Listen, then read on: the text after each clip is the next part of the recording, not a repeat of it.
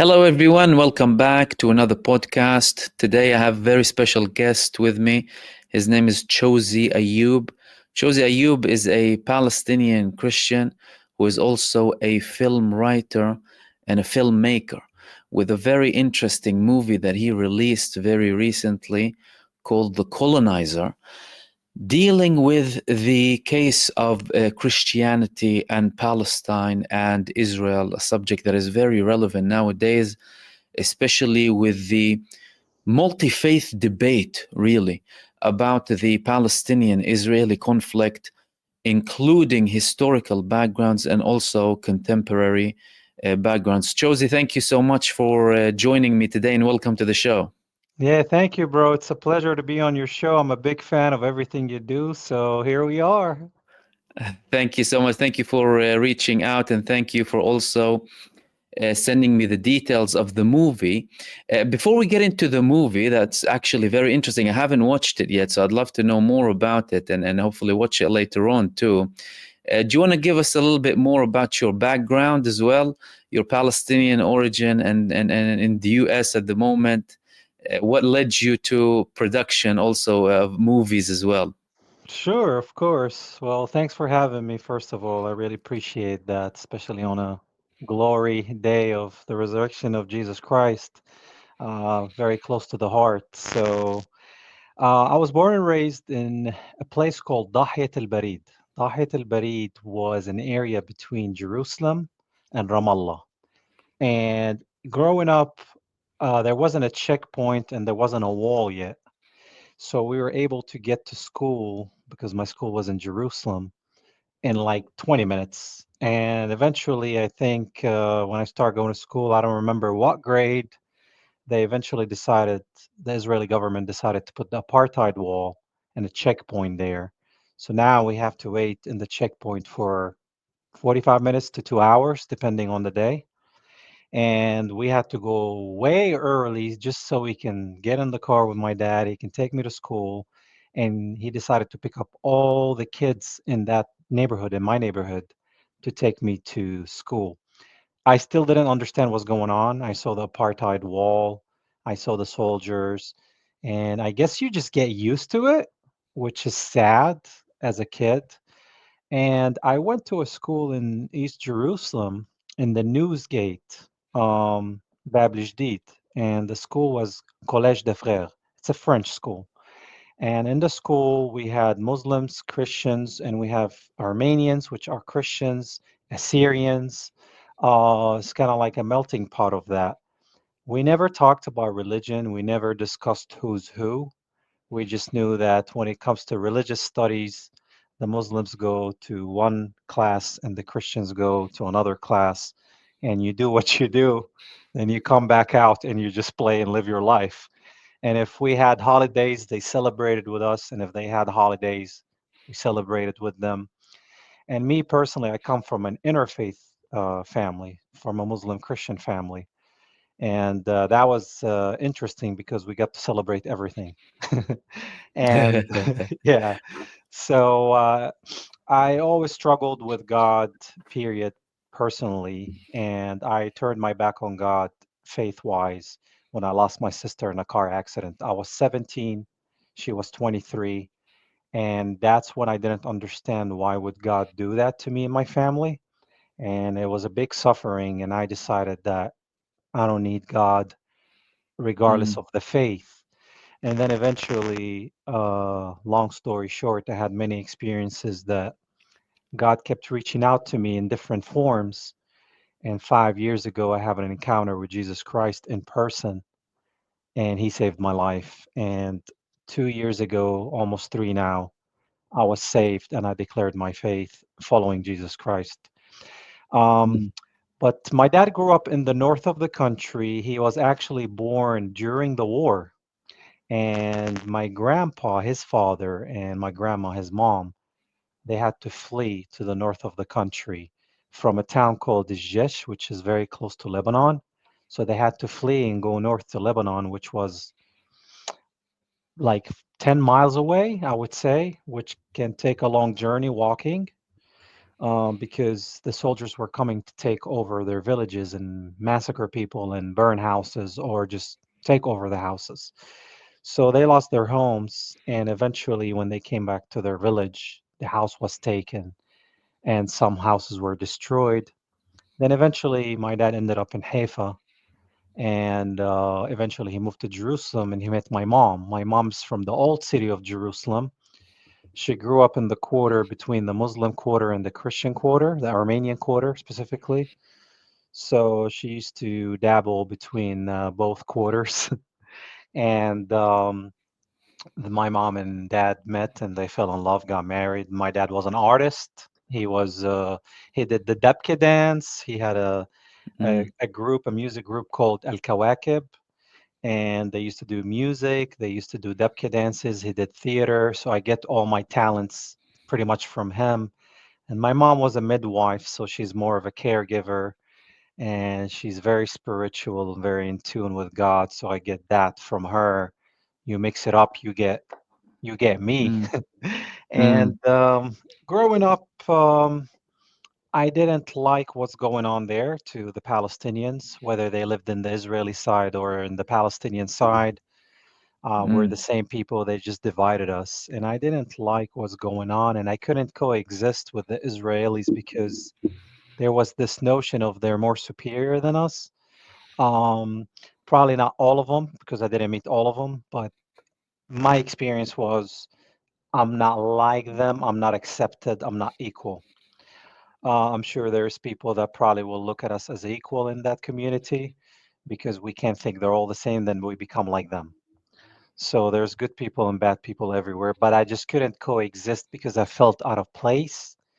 And I knew if I stay in the West Bank or in Jerusalem, or if I want to go to West Bank to coexist with Palestinians, I know it's limited. Opportunities are very limited. And then it's just chaos going to the checkpoint and all that. I just didn't like the occupation. I hated it. And I was like, I need to get out. So America sounded like a good place where I can be free.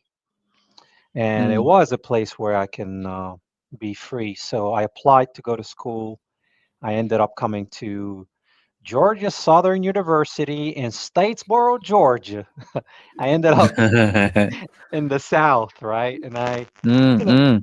when we watch TVs about the U.S., we pretty much think New York, right? Yeah, LA. L.A. or New York or Chicago, right? And then Mm. or Miami, let's say. Then you end up in good old Georgia, the Bible Belt, as they call it, and it's black and white. And if you look different, like me or you, you're Mexican. So, Yeah. so I'm like, hey, orale. So they didn't know they didn't know what I was. They're like, he's not black, he's not Mm, white, he must be Mexican.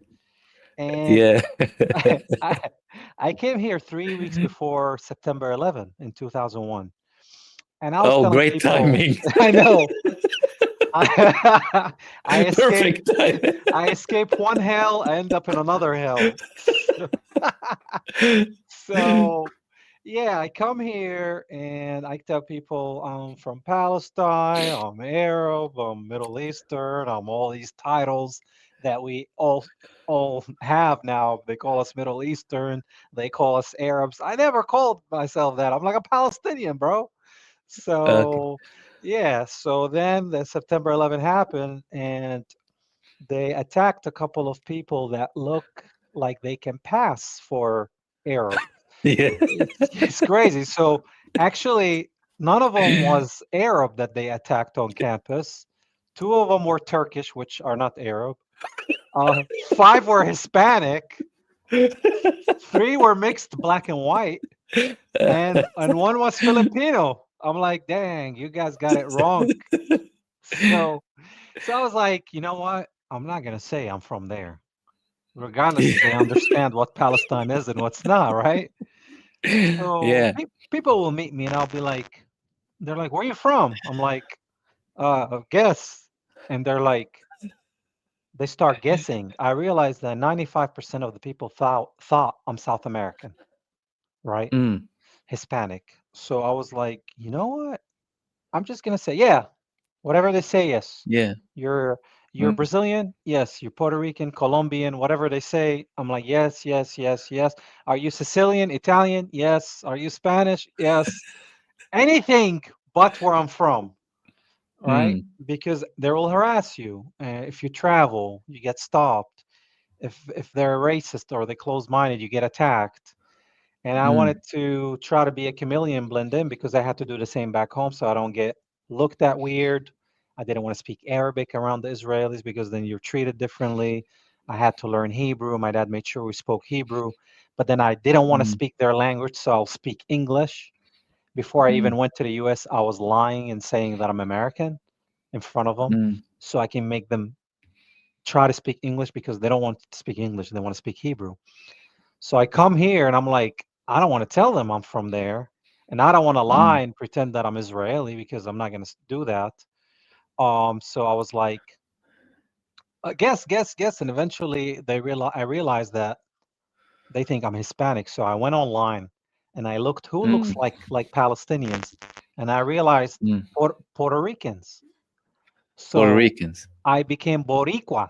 So Mm, when I, mm, when okay. I became Puerto Rican, I had to look into what do they speak. I'm like, okay, Spanish. They eat. What do they dance? What do they dress like? Because I was like, okay, I'm just gonna protect myself and blend in.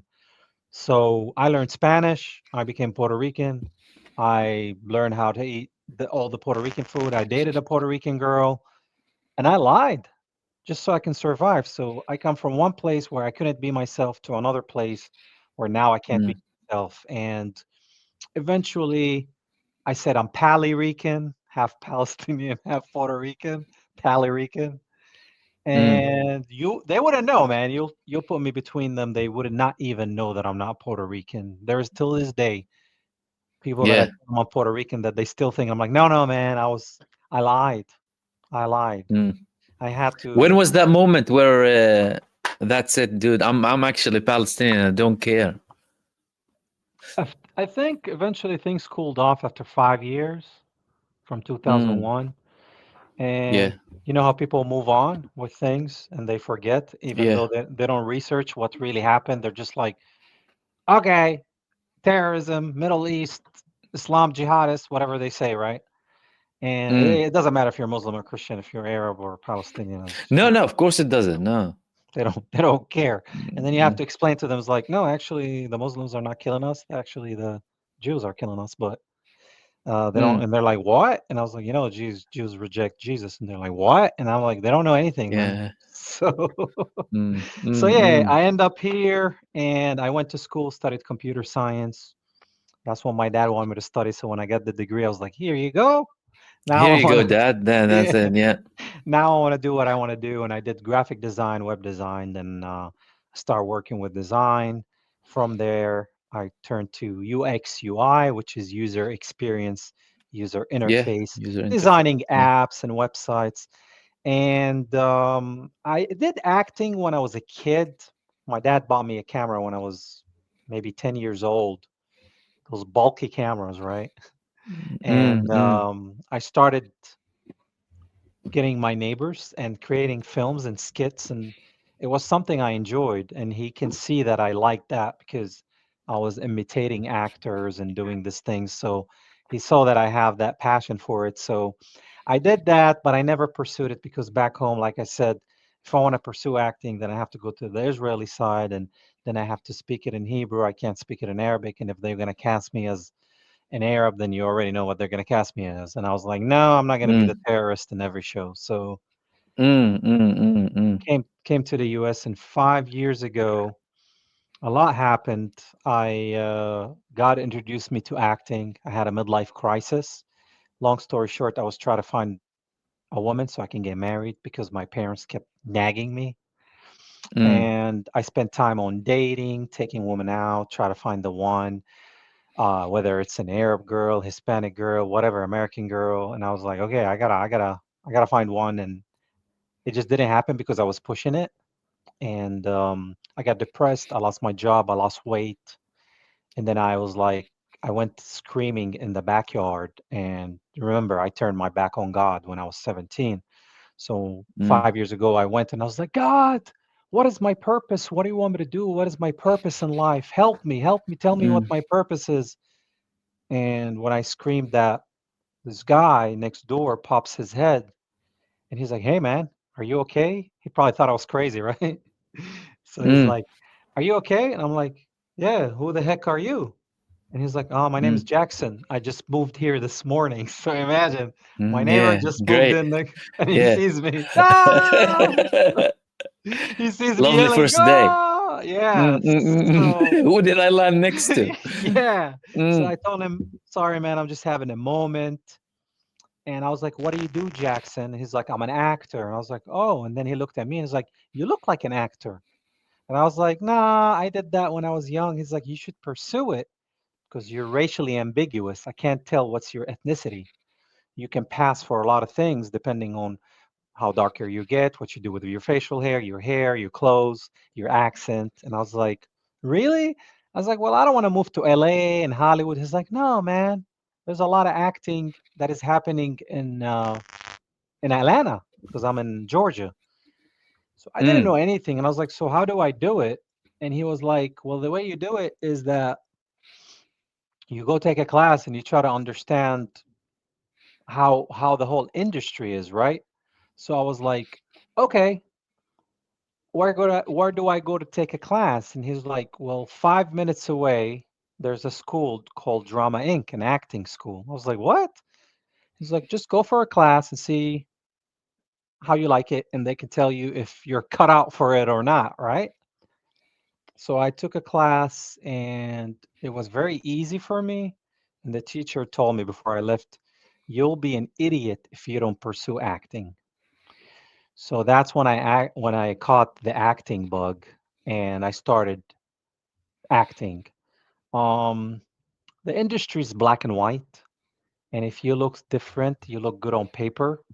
But if you watch TV, there's not a lot of people that look like you or me unless we're cast in Aladdin or Afghanistan mm. war film or terrorist role or Yeah. and if you try to cast for Jesus, no, they get British white people. So Mm, you're like, okay, and I realized that I'm hitting a dead end because of my look. And I was like, okay, God, what do you want me to do? You gave me this direction. So I started writing my own films. And the first film I wrote was Airbnb Boom. Airbnb Boom, right? mm. Airbnb. Yeah. What Yeah, was that about? like boom, right? So Mm, mm, it's a comedy about a black American girl that moves in with a Muslim Middle Eastern guy to sleep in his in extra bedroom that he's renting out for Airbnb, and then they have a clash of cultures. And mm, it's very stereotypical. He gets mad, she gets mad, and at the end there's a surprise in the film that it's not what you think it was. But I don't want to say so. I don't want to ruin the short film. So I did that. mm, I always put my culture and God in different forms in my films. After that, I was like, okay, it's time to do a serious film. So I created this film called Conflict. Conflict, as they call the conflict between Palestine and Israel. We both know it's more than a conflict, but I called it yeah. Conflict, and the story is about an Israeli soldier that comes to interrogate a Palestinian prisoner. And the Israeli soldier comes high, us powerful, seeing the Palestinian as not even human.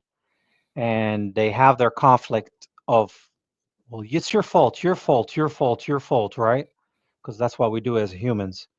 And eventually, the Palestinian prisoner calmly breaks the Israeli soldier to a moment that he strips him out of his pride and out of this whole position he's in, and now it becomes two human beings talking to each other. Mm-hmm. And eventually, there's an understanding, a message of peace, and a message of justice. The way I created the film. Initially, I wanted to play the character of the prisoner. His name is Muhammad Abdullah. And the Israeli soldier, his name is Moshe Levi. So I was going to play Muhammad Abdullah, which is the Palestinian prisoner. And I was trying to cast an Israeli actor to play the soldier, and hopefully we can bring a good message together, right? There was a Israeli guy that I knew here. He's an actor, but he's Russian Israeli, so it would be maybe easier to work with him than an Israeli guy, Mm. Israeli Jewish guy. So he looked at it and he's like, ah, I don't want to do anything political. I like what you're doing. I just don't want to do anything political, which I was like, okay. Mm. So I ended up playing both roles. Yeah. I shot it in a crazy way. The first day I was the soldier and I was the prisoner with the beard and everything. And the next day I shaved my beard, shaved my head, and I became the soldier. Mm. It's a very creative way of making something work when you don't see someone, don't find someone to work. So it's quite good that you went ahead with it that way. Yeah, that was not what I was planning, but I guess that was God's plan. It's always bigger than me, right? It's always bigger Mm. than all of us. So I did that, then I put it in film festivals, and it did great. But it's a short film. You can't do nothing with a short film, right? It's like 10 minutes long. So after that, I did another film. I like to do comedy and drama. After that, I did another film. Um, I think I did This Is Awkward. It's a story about a guy goes on a date and he his girlfriend thinks he's flirting with another girl. And the story I got from my friend that happened to him in real life. So I made it into a short film, 5 minutes. And then after that, I created this movie called Being X in America, and it dives into being black in America and being Muslim in America, and how those two people are dealing with racism and injustice or prejudice, right? And eventually, we'll see that the Arab Muslim guy might be able to blend in, like I did, but the black guy remains black. He can't Mm. hide it. But they Mm. share moments of commonality, moments of differences, and they have to solve an equation of what it's like being X, which can stand for anybody who's different, right? In America. And eventually they solve the problem and they realize that it's not how they see you, it's how we see each other and how God sees us, because we're all created equally, and He loves all of us. We're created equally. We're all created in the image of God. And it's not what people think how you look like, it's how you see yourself. So they set themselves free after they solve the equation, and it's a nice ending to the story. Then after that, I created the short film. It's called Ganja Hummus. Ganja means marijuana weed, and hummus is hummus, and it's two Mm. groups of people, Middle Eastern people, and three Jamaicans. Well, two of them is Jamaican, one is Nigerian, pretending to be Jamaican, and they have a Mm. drug deal, and the Arabs bring hummus in a suitcase, and the Okay. Jamaicans bring weed, and then they come with this idea to create hummus that gets you high. So it was really good. It's really funny. I'll send you that to watch. So we filmed that, and then after Ganja Hummus, I was like, okay, God, I created a couple of shorts. I think I'm ready to create a feature film. I saved money from my daytime job, and I realized it's time for me to do the big film that I wanted to do. And the reason why I created The Colonizer, because it was a story that I've been telling people ever since I came to the US. They're like, so where are you from? I'm like, I'm from Palestine. And they're like, Pakistan? I'm like, no, man, Palestine, where Jesus is from. And they're like, oh, Israel? And I was like, it's a branding issue. And they're like, what do you mean? So I Mm. start have to be a history teacher. I had to be a pastor, Absolutely. a Yeah. Yeah. sheikh, Yeah. a Yeah. rabbi. I had Mm. to tell them geography. I had to tell them about World War One, World War Two, Muslims, Christians, Jews, the Quran, the Bible, the Torah. I had to become an expert in every topic, especially history, because most people don't know history. And if they're taught history, they're taught what they're taught, which is not the truth. Yeah. You have to dig in. So I got sick of telling the story. So I was like, it'd be good if I make it a parable between two people, and something that is needed in today's society in the US, especially with everything happening in Gaza, is they try to sell this conflict as Muslims and Jews. And I'm like, that is not the conflict because actually, if we want to go there, the Muslims actually protected the Jews from everything that was happening in Europe. Mm. So to them to say that the Muslims and the Jews have a problem, it does not make sense to me. Number two, Christians are there too, and we're Palestinian. And the same thing that happened to the Muslim Palestinians happened to the Christian Palestinians, and we don't look at it like it happened to the Muslims or the Christians, like what happened to the Palestinians as a whole. Mm. Just like if there is a house in the neighborhood where my dad lived, if there was a Muslim house, Muslim household, and a Christian household, same thing happened. They lost their home, they got Yeah. killed, got massacred. There was no differentiation based on your religion. They even did that to some Arab Jews there. They didn't care because they came from somewhere else and said, this is our land. And they did it to Arab Muslims, Arab Christians, and some Arab Jews. They were treated terribly like us because they didn't look like the ones that came. Or they're like, well, you can't say you're Arab. You have to say now you're Jewish, you know? Yeah. So Yeah. Yeah. now Yeah. Yeah. they make us, the conversation is always Arabs and Jews. And I'm like, what do you mean? Mm. Arabs can be Jewish. So if you want to say Jewish, you have to say Muslim and Christian because Jew is a religion. It's not an ethnicity. They don't look the same. Mm. If you want to say Arab, that's a people that speak Arabic from what we call the Arab region. And if you really want to speak about Palestinians, we speak Arabic, but our DNA is not fully Arab because Arabs are Yemen, Saudi Arabia. That's where the real tribes of the Arab tribes come from. So if you think about Palestinians, Lebanese, Syrians, Jordanians, the Semites, Bilad al-Sham, we're actually mixed up. We have probably Canaanites blood, we have the Romans blood, which is the soldiers the Roman Empire ruled. We probably have Babylon, we probably have the Hebrew DNA that came from Iraq. That's where Yeah. Abraham came from.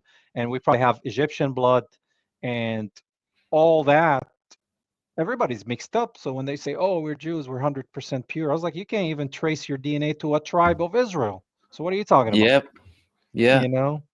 So with that being said, I was like, okay, I'm gonna do this film called The Colonizer, and I'm just gonna make it a parable between a Palestinian Christian and a foreigner that needs help, and that represents how they came on the ship, um, in hundreds of thousands, looking for a better place because of what happened to them or what they claimed that happened to them in Europe. So you come, you help this person in need, and then he ends up colonizing you and taking over everything and deceiving you in a way. So I was like, okay, I'm going to call it The Colonizer, and I'm going to tell that story, and I'm going to use a Palestinian Christian character because people here don't understand that Christianity comes out of Palestine. And Mm.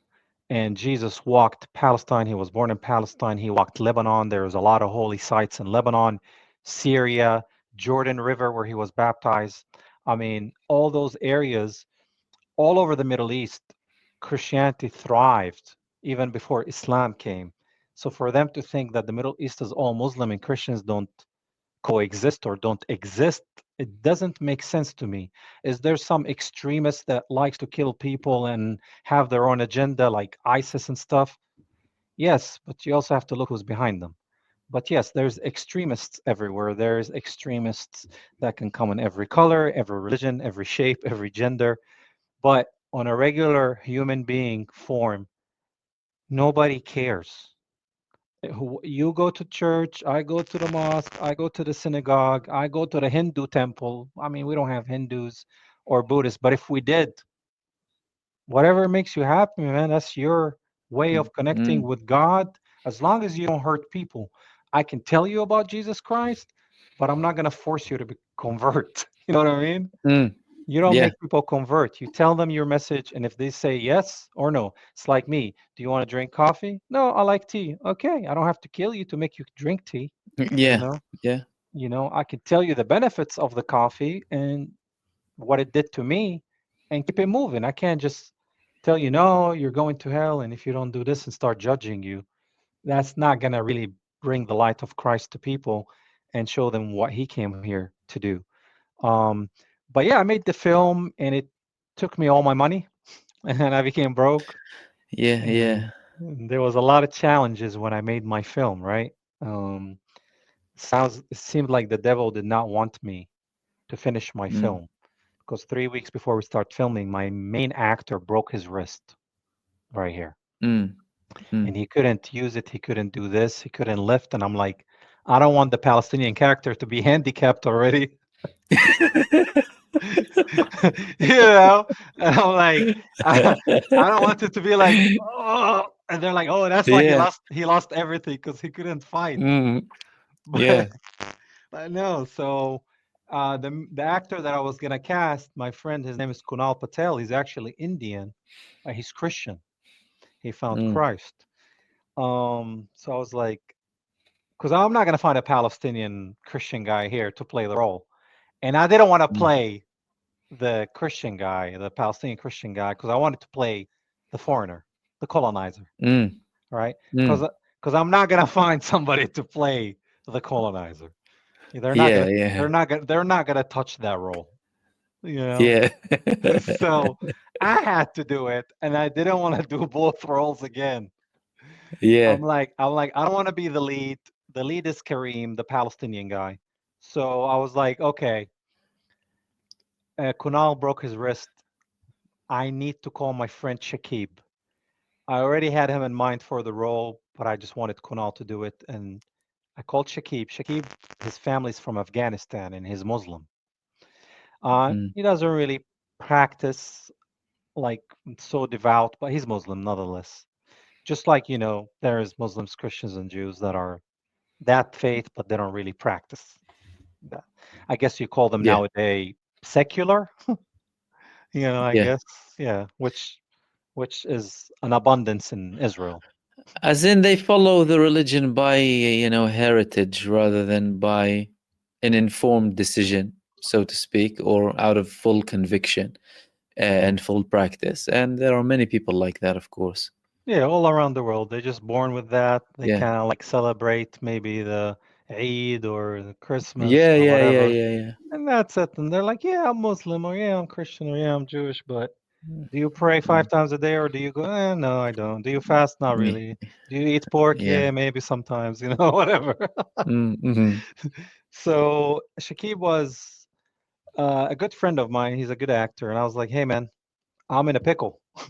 I need your help.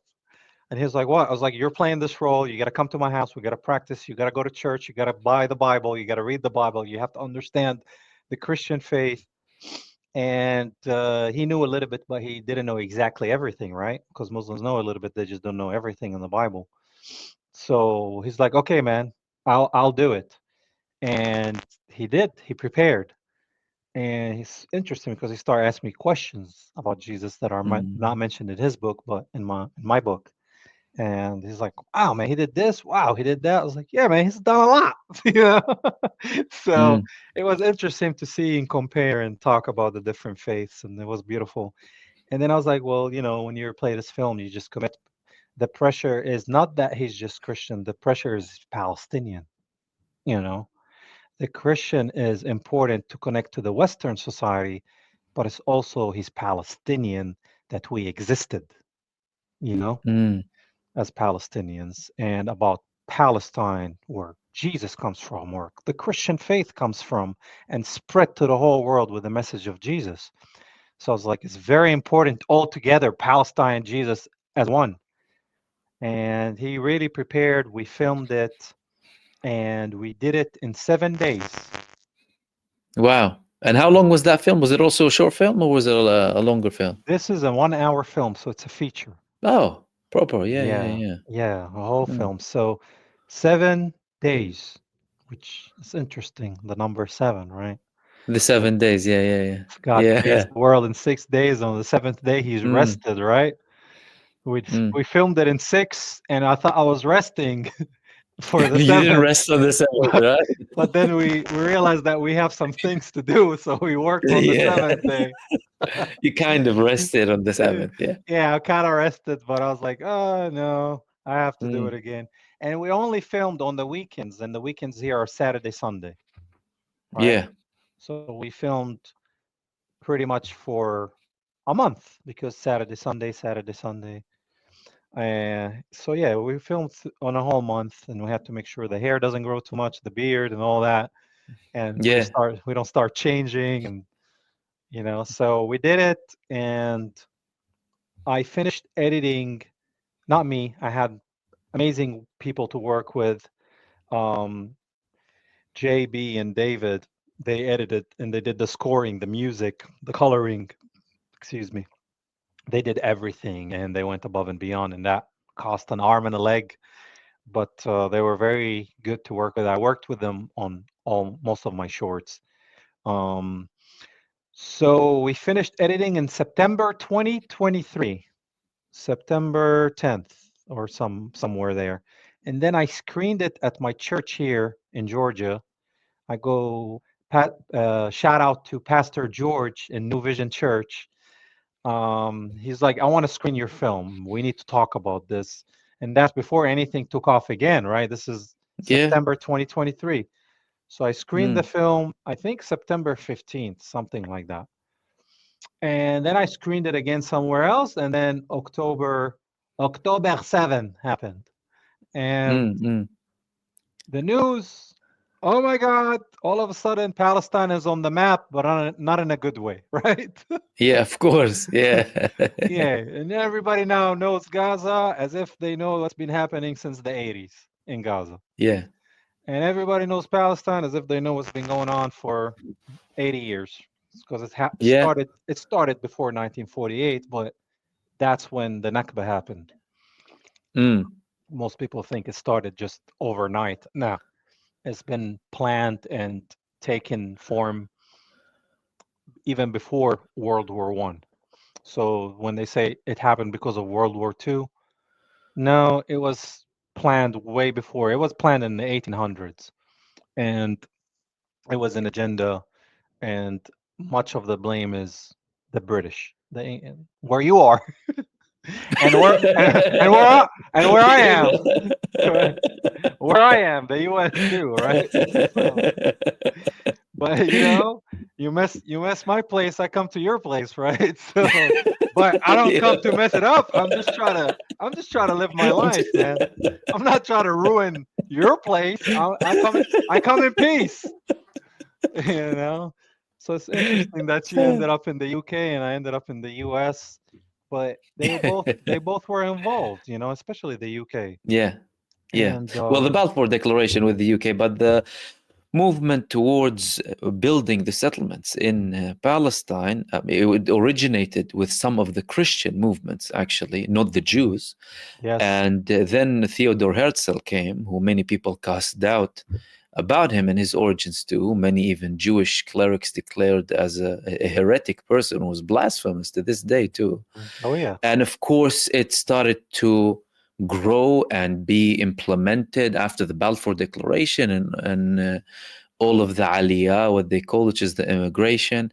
leading to, of course, the Nakba in 1948. But yes, I'll let you continue. You were talking Yeah. about we reached October the 7th, you said, Yeah, and October then 7th.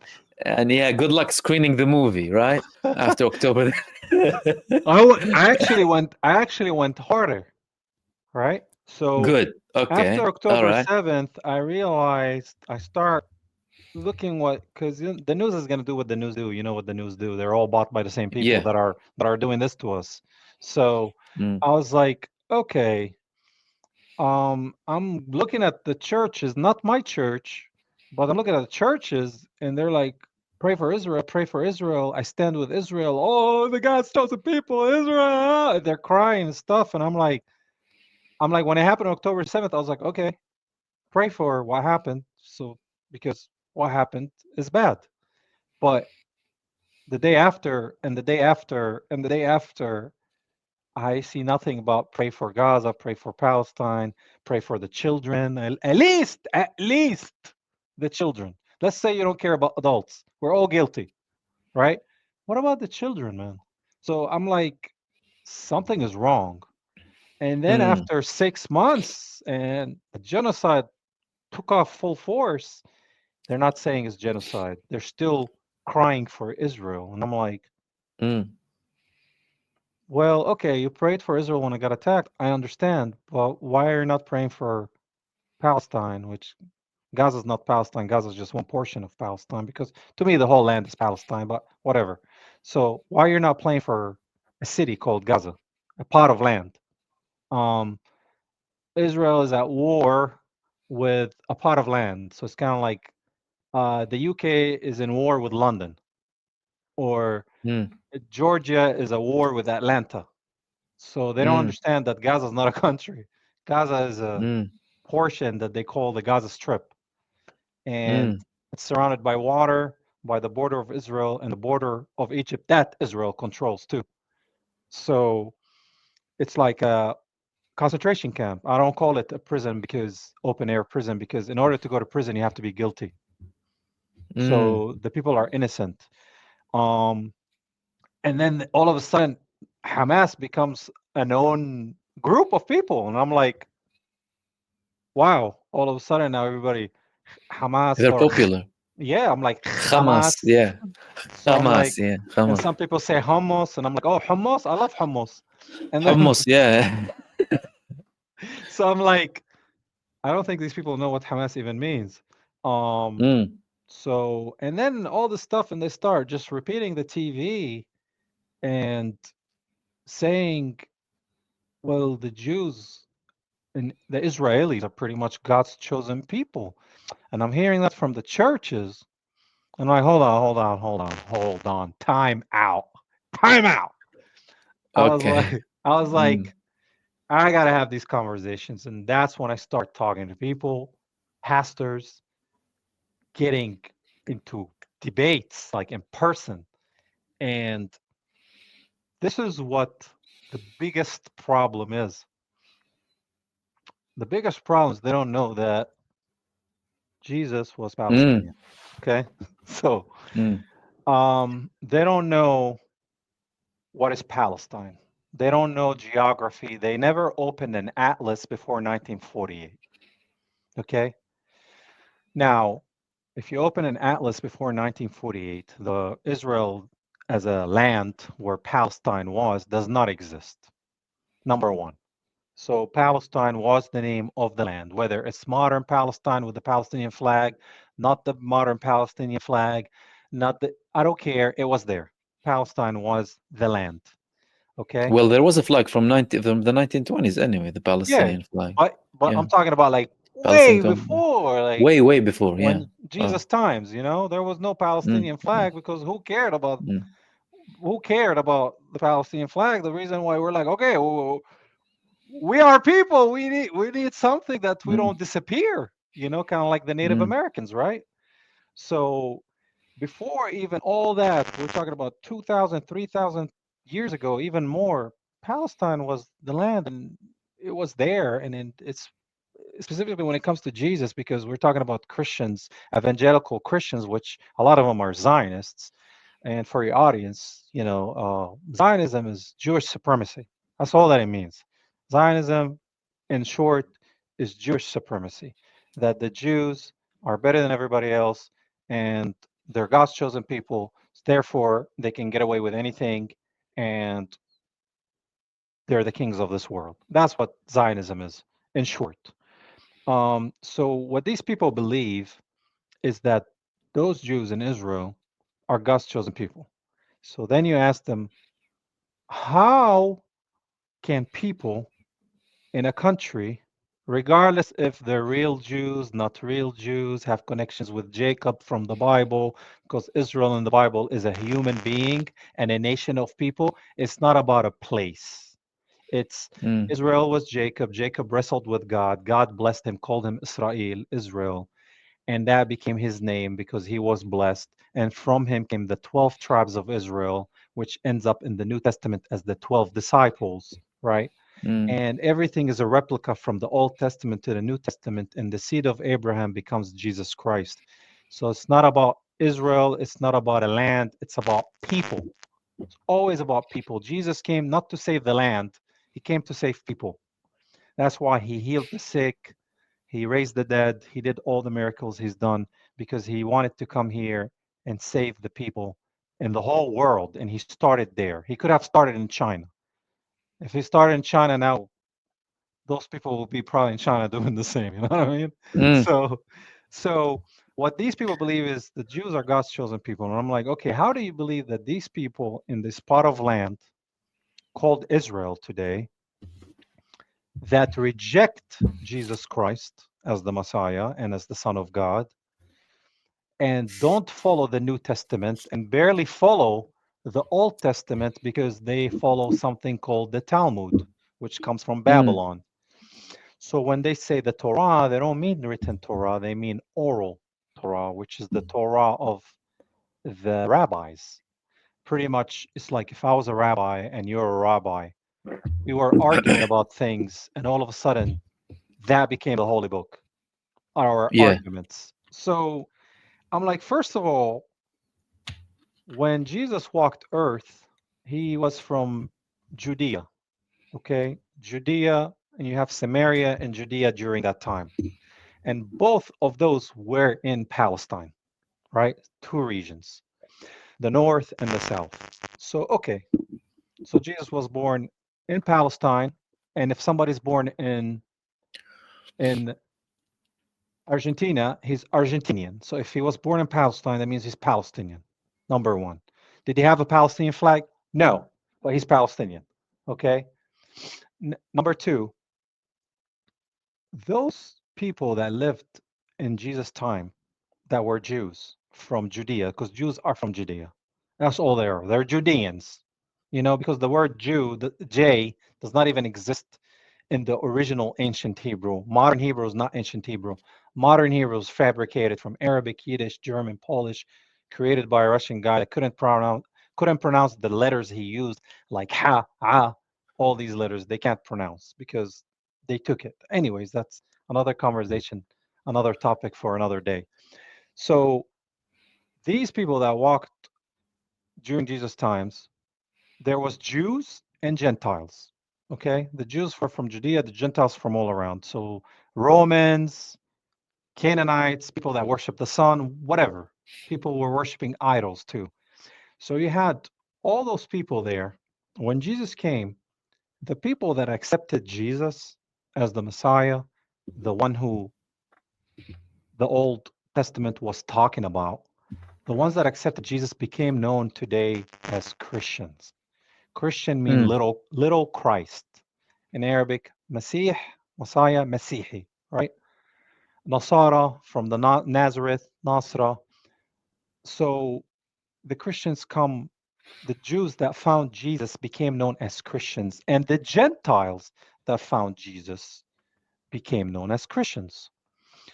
Which means if today there is a Jew, that means he denies Jesus as the Messiah. Because if you believed in Jesus, you became Christian. That's before Islam was a thing, right? So Mm. you became a Christian, whether you're a Gentile or a Jew, you believed in Jesus as the Messiah from the book, you became a Christian. So, number one, that means every Jew today, in all respect, they deny Jesus as the Messiah. It's part of their religion. Okay? If you accept Jesus as your Messiah, you become Christian. you know Mm. and it's not about being Christian. It's not about the term. I don't go around saying I'm Christian. I say I follow Christ. I follow Jesus Christ. I'm a follower of Christ, because it's not about the religion. It's about the message, right? It's about the person and the message and what he did for me, you, and everybody else. And it's up to you if to learn the message, study it, respect it, appreciate it, follow it, take it, or reject it, right? So they rejected him as the Messiah because they are waiting for a king. Like they're waiting for a political figure with an army. When Jesus entered Jerusalem 2,000 years ago, 2,025 years ago, and a week, because last Sunday is when Psalm Sunday, right? That's when he comes in. When Jesus came in, he came on a donkey. He came humble. He came with broken Mm. people he just healed them. And they like, oh, this is the Messiah. And there was Jews, there was Gentiles, there was people that realize that he's the awaited one, the chosen one, the anointed one, the Messiah. So he comes in, and immediately these people, the government, the Pharisees, they look and they're like, "Who is this? Who is this?" They're like, "He's the Messiah." It's like, "This is the Mm. Messiah?" He doesn't look like the Messiah. Doesn't Yeah. look like a king, right? Mm. But he is a king spiritually, but they want the king earthly. He's spiritually the word of God, spiritually the spirit of God. He's everything Jesus stood for was more about the spirit, and the body was just to connect with human beings, to use this vessel, right? But it's all about the spirit in him. And everything he said in the Bible is parable, which means it's not easy to understand because he's not going to give you all the juice. You know what I mean? He's going to keep some things to when he returns. So when he came on a donkey, they're like, "Who's this man? Get rid of him." And then he came and confronted them, especially in the temple, because they were trading and selling goods, and they were doing like implementing taxation on selling. Like they're adding taxes, which is called usury. So when Jews wanted to come to that temple to sacrifice animals back then, they had to buy the animal, right? But if you are a Gentile, a goy, as they call it, and you wanted to come sacrifice to enter the kingdom of God, they charge you tax, right? And that's why today you have loans given with taxes. And who owns the bank? Who owns all these financial institutions? It's the same people we're talking about. They own the bank industry, right? And that's why Jesus came to the temple. And this is the first time we see Jesus going from the lamb to the lion of Judah. And he whipped them out of the temple and he said, "This is a house of God," right? This is the house of God. How are you selling and charging people? And they hated him for doing that. So now the hate is growing with these people, the political figures in Jerusalem. And eventually they started seeing that people are following him.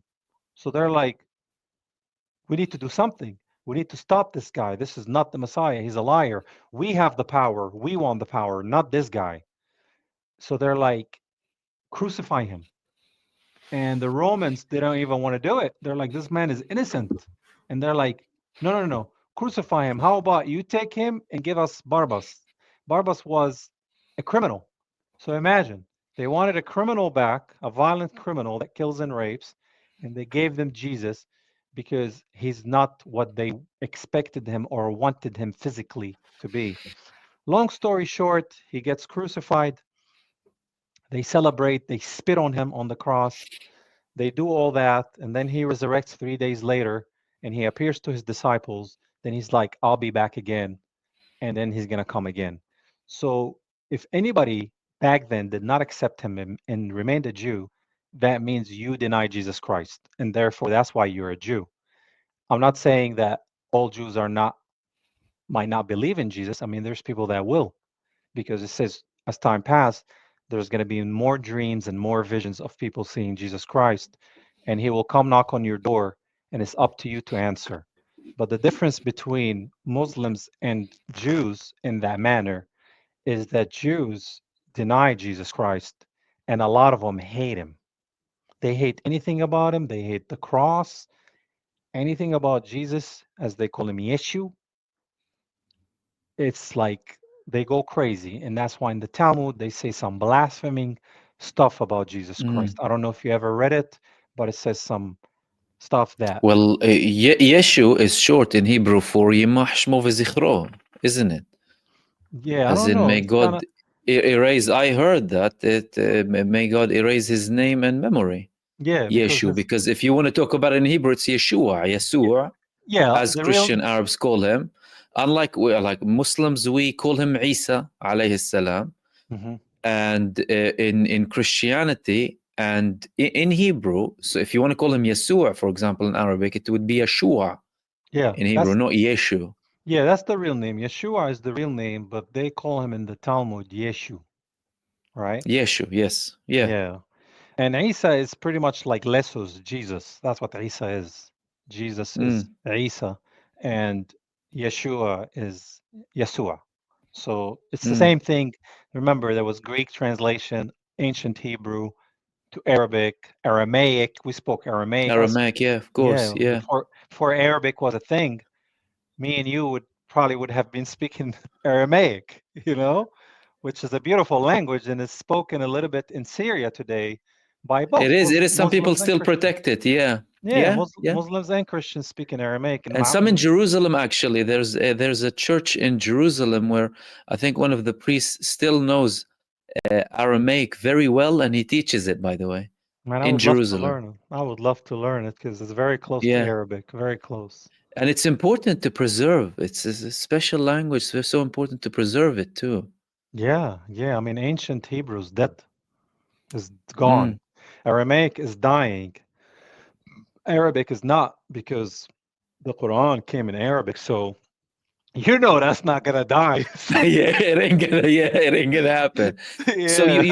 you reach from a place where you're describing all of these facts from that time.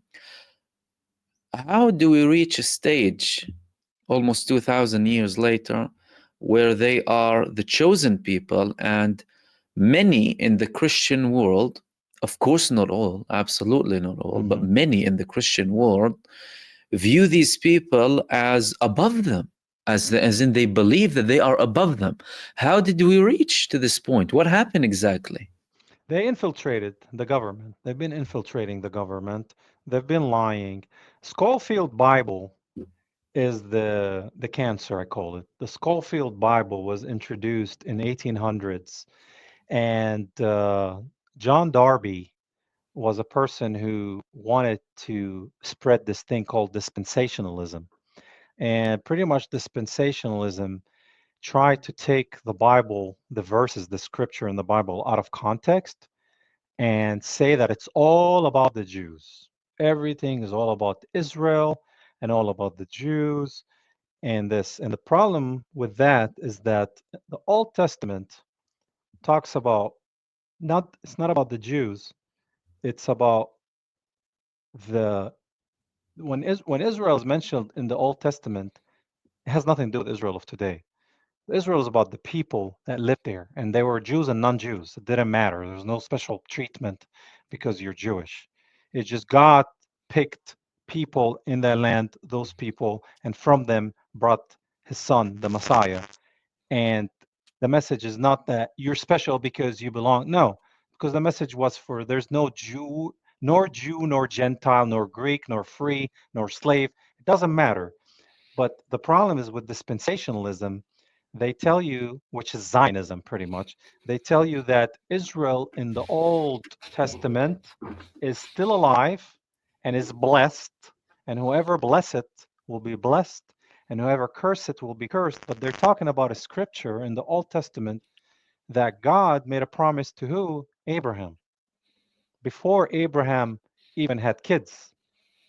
And Abraham is the father of every nation. He's not just the father of Isaac, he's the father of Ismail. Ishmael, yeah, Yeah, Ismail. and he said the nations will be blessed. So he said to Ismail in the Bible, you'll be blessed, but you will have trouble, which is interesting because Islam might be coming from Ismail and according to the Bible. And look at the trouble of the Muslims in the Middle East. So it's interesting that that was said in the Bible, which to me, I'm like, what's going to happen next? You know what I mean? Because it says you will have trouble.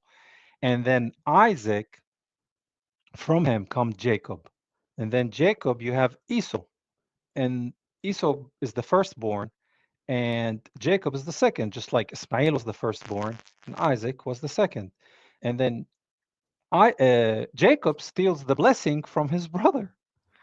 And then he wrestles God for the blessing. So when God blessed Jacob, he called him Israel, Israel. And that's all that Israel is Jacob, and from him come the Israelites, right? Beni Israel, the Israelites, and the Hebrews, same people. And from there, eventually, you have a group of people in Judea called Judeans, which is what are Jews. So when he's talking to Abraham in the Old Testament, it has no connection to Jacob or Israel. The promise is to Abraham. And that promise, if you read the Bible, it's not about Israel or Jacob. It's who comes at the end, which is Jesus. Because all the prophets talk about the coming of the chosen one, different names for him: the Messiah, the anointed one, the one who's going to save the world. He's going to be walking with us. As we say, Allah ma'ak. That's what it says. That's where it comes from. Allah ma'ak. Emmanuel, that's the name of Jesus. Allah ma'ak. He's going to walk earth. And even in the Old Testament, said he will be pierced. So it's interesting that these Jews that follow the Torah still reject him, where it says that he will be pierced for you, for your sin. So they cluster everything. They turn around and they said, no, the covenant that God made with Israel, Jacob, is not dead and is still going to be fulfilled later. So, this is what they really truly believe in short, so your audience can understand. And I'll try to explain this because it's very complex what they believe. It doesn't make sense to any Christians in the East. When I say East, not just in the Middle East, like Orthodox Russians, Romanians, Armenians, they don't follow that kind of stuff, because even if there's problems that happened between the Muslims and the Christians back in the day because of the Ottoman Empire and the Orthodox, and we know what happened, it was terrible. Um, but still they know that Zionism is antichrist. Zionism is antichrist because it takes the attention away from Jesus and it puts it on a pot of land, right? So now they think that I have to bless Israel, which means I have to send all my money and give them military aid and support Israel, and Israel has to survive. But the weird thing about all this is these same people that are trying to bless the Zionist state of Israel, what they believe in is that two-thirds of the Jews there will get massacred, and a third will convert and find Yeah. Jesus. Yeah, yeah, So, yeah. so And there's so it's either you convert or die, basically, either a mass slaughter or yeah, you yeah, accept. Yeah, yeah, yeah, yeah. Exactly. And they know that, by the way. The Zionists do know that. It's just a relationship of convenience, really. hmm, And they try and manipulate it or make it work to their way so that they can get what they want. Although I have noticed that there has been a shift, there has been a slight shift in the past 2 years among evangelicals. I mean, in the United States, from my research, evangelicals is not everyone who necessarily follows a certain group, but people might describe themselves as evangelical, for example. But some of the leaders of the evangelical community, you're talking about leaders of Christians United for Israel and organizations who are staunch Zionists. The hmm, biggest Zionist organizations are Christian Zionists. They're more yes, than the Jews who are Zionists. Now, all of this manipulation is lead it led to, of course, this moment.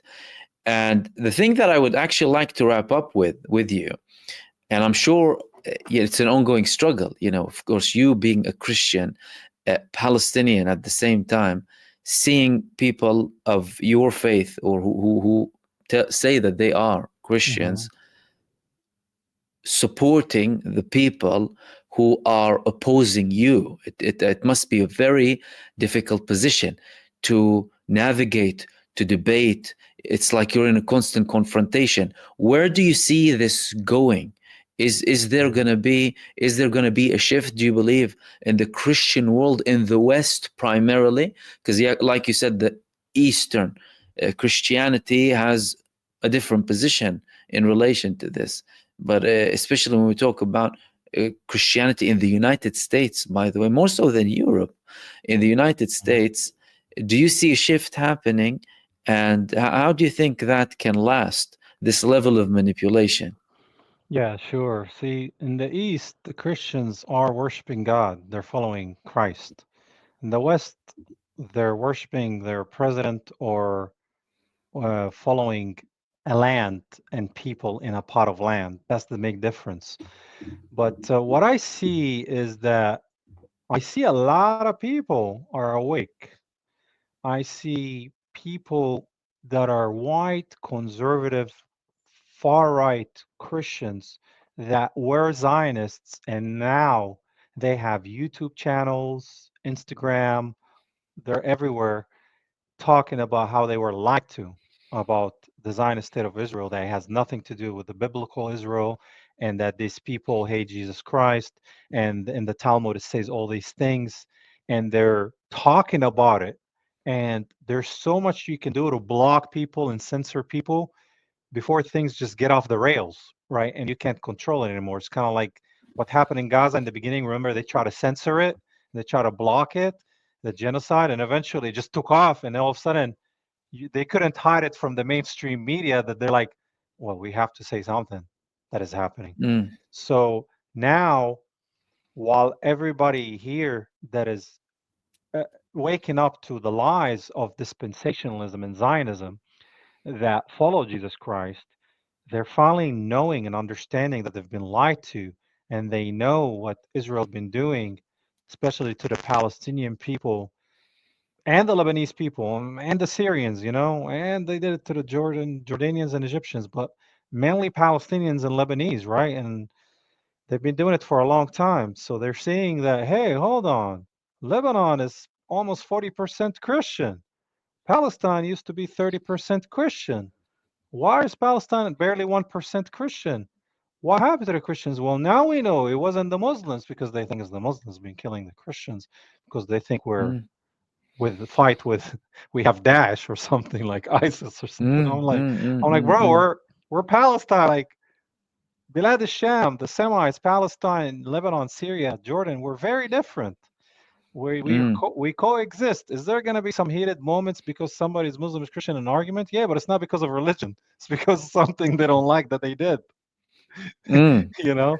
So what I see is I see a little shift, but as I see people waking up, and like my church didn't know much, and when I talked to my pastor, he immediately understood because he wasn't Zionist. He just didn't know why are people focusing on the state of Israel, and he didn't know much about Palestinians since the Nakba because he's here, man. Like he's focused on his community, and he doesn't even know what's Yeah. happening in Florida. And my dad Mm. asked him this question because my dad came to visit me.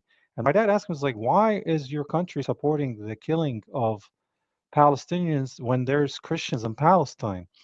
And you support Mm. the people that are killing them, which are the same people that killed Jesus Christ. And he told him, he's like, because first of all, the president is controlled. He's a puppet. He's controlled by people above him that have money. And if he gets out of line, he will get popped, right? Number Mm. number two is deceit. There's deceit, and that's the devil's job, is to deceive. And the creation of the Zionist state of Israel and this whole dispensational movement and creating all the uncertainty and wars in the Middle East and poking the nest of the Muslim world and making Muslims have to react. And now they have so much hate because of what you've done to them, and you scattered them around the world. And now you're like, why are they going to Europe and America? Well, what did you expect? So all this chaos comes from one piece of land that was taken by these people, and they called themselves Israel, which is a very important biblical name. Even in the Quran, it's mentioned to confuse the whole world. And that is what the devil does because these people are waiting for their Messiah. And it's not the Muslim Messiah, it's not the Christian Messiah, it's their own Messiah, which to me, there means they're waiting for the Antichrist. That's what it means like to me. So in order for them to get their Messiah, they want to build the third temple. And the Christians here are saying, the real Christians that know Jesus, they're like, hold on, Jesus was the third temple because he said, if you break the temple, I'll build it back up in 3 days. He's talking about his body. If you break it on the cross, I will build it back, which he resurrected. So that's the third temple. And me, as a Christian in Christ, he lives in me. I'm a temple. That's why I'm supposed to not ruin my temple, watch what I do with my body, all these things, because I'm a temple of God. So the Christians that know there should not be a third temple be like, hold on, that's antichrist, that's satanic. We're going to go back to building a temple and do sacrifices again? Well, Jesus was the sacrifice. Why would we start sacrificing animals again? So some people are talking about this, but you have to understand a lot of the Zionist evangelical Christians, they're paid. And to them, it's all about money. And you have a lot of Mm, groups, they control a lot of funding in the lobby. But the problem is not the people, because sometimes when you lose focus on who the problem is, you think it's the people. It's the people running the show. And the Zionist Jews have control over these Christians, making them Zionists and making them believe that it's all about Israel, the third temple. And because these Christians that believe all this, which is a big important point, they believe in something called the rapture. They believe that before Jesus Christ comes back, there's going to be 7 years of tribulation. But before the 7 years of tribulation, these true believers, the Christians, they're going to be raptured, like taken out somewhere, another planet with Jesus, where he's going to protect them, which to me is a science fiction movie, because that's not what's going to happen. But they believe that who cares what happened to Palestine? Who cares what happened to the Middle East? Who cares what happens to America? I'm going to get raptured. Jesus Christ, hallelujah. He's going to take me because I'm better than everybody else. Even though they're chosen, but I'm chosen. It's confusing, but I'm going to get the rapture. So who cares if Muslims and Jews kill each other? Who cares what happens to America? So the rapture is a false indoctrination by a Scottish witch implemented in Schofield Bible, John Darby, dispensationalism. It becomes a thing. But Jesus says mm, in the 7 years of tribulation, Christians will be persecuted.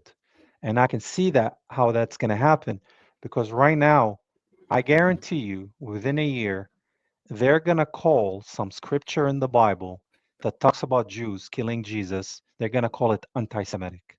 And they're going to start censoring verses in the Bible. And if we allow them as Christians to do that, to censor our Bible and say we can't say this because it's anti Semitic, that means the whole Bible and Jesus Christ is anti Semitic according to their definition. So that's going to be a war because the true believers will rise up because I'm not going to not quote the Bible. I'm going to say the verses that needs to be said when needs to be said, not to create trouble, but it's the truth. So I'm going to say what mm, happened. And I'm starting to see them saying, we're doing this, we're doing that. Even Kennedy was supposed to make America healthy again. And the first thing he passes is a task force for anti Semitism. I'm like, mm, what does that have to do with health? But mm, long story short, in summary, I would say I have hope because my hope is in Christ. And I know He's working even when we don't know how God works, even in Gaza, we will never understand how would God allow this, right? That's the question we ask as any human being that has empathy for other humans. But we will never understand. But we need to know that the way to heaven right now is crowded with children, crowded with innocent people right now in Gaza. Because you know, those kids, one way ticket to heaven is just the sorrow of the parents, right? Losing your mm, child in pieces like that. I see hope. I don't know what's going to happen to Gaza. I pray they will stop and some major spiritual hand will interfere and God will stop it. But the devil is here to devour anything in his way. And the reason that's happening is the devil. He's doing all that. And you have to understand, as Palestinians, regardless of our faith, we come from there. We have the DNA of the people of Jesus. So the devil has to eliminate that DNA. And that DNA mostly exists in Palestine, Lebanon, Jordan, and Syria. We know Palestine is almost non existent. Lebanon, they keep trying, and they've taken the south, and they killed millions of people in Lebanon. Syria, we know what they did to Syria. Even with the Bashar regime change, they're behind it. The only last one left is Jordan. So something will happen to Jordan, probably Egypt too. We know Iran is something, but I'm talking about the seed of Christ, the people that come from his DNA, are those four places, and you see what's happening to them. That's all by mm, design. That's what the devil wants to do. He wants to eliminate us and deceive the world and bring the Antichrist for people to think he is Christ and take as many people with him to the lake of fire. That's why it says in the Bible, the pathway to the heavens is very narrow, because not all those that say they're Christians are Christians. Just like not mm, all those that say they're Muslims are mm, practicing the correct way, and not all those that say are mm, Jews are following the Torah, because people people lost their ways, man. Even Christians lost their mm, ways. It's insane. I pray, man. I pray that there's peace. I always pray for peace, and I pray for justice, and I pray that that entity that created all this chaos is destroyed and removed, because God will destroy the devil, and it doesn't matter how or where or when. He's destroyed already. We're just witnessing it, and it's very hard to watch. So mm, I pray that God's have mercy on all these people in Gaza, because it's mm, unbearable to watch, and it's not stopping, man. It breaks my heart. mm. Chozy, it was very, very interesting speaking with you. I mean, we spoke about so many subjects that I think are very relevant. And I believe that you really added a value to some of our viewers who would be interested in that perspective that I believe is heavily missing Mm, in mainstream media and in the Western countries to yeah. the message of the Palestinians who are also Christians and who are proud of their religion and proud of their background. And when they say their background, they don't shy away from it.